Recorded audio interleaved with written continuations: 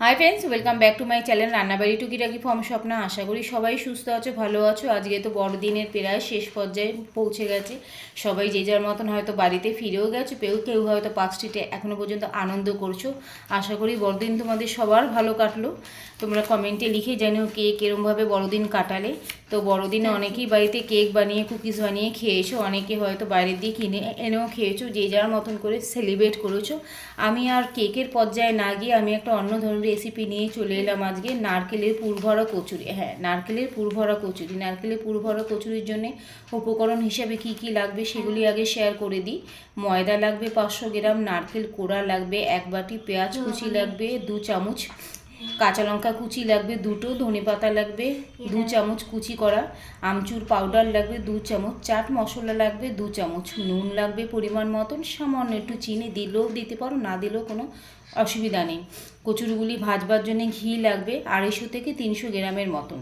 এবার প্রণালী, ময়দাটা কিভাবে মাখবে সেটা আগে বলে দিই। ময়দার সাথে নুন ও পরিমাণ মতন ময়ানের জন্য ঘি দিয়ে ভালো করে মিশিয়ে, এটা ভালো করে একটু মিশিয়ে নেবে। তারপর উষ্ণ গরম জল দিয়ে একটা মন্ডের আকারে ভালো করে মেখে নেবে। খুব নরম, খুব শক্ত যেন না হয়, একটু ভালো করে মেখে একটা কাপড় দিয়ে ঢাকা চাপা দিয়ে রাখবে আধ ঘন্টার মতন।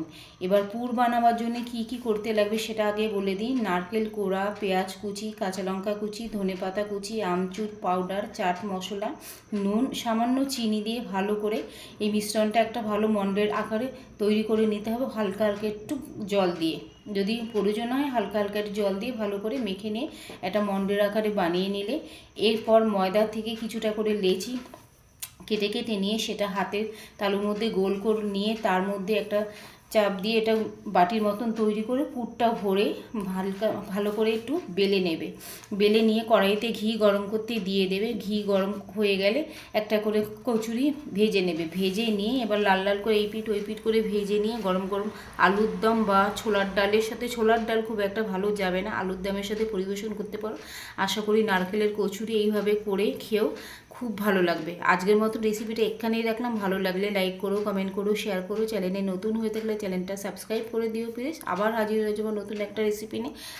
তো আজকের রেসিপিটা এখানেই রাখলাম। আশা করি এই রেসিপিটা তোমাদের ভালো লাগলো। ভালো লাগলে লাইক করো, কমেন্ট করো, শেয়ার করো। চ্যানেলে নতুন হয়ে থাকলে চ্যানেলটা সাবস্ক্রাইব করে দিও প্লিজ।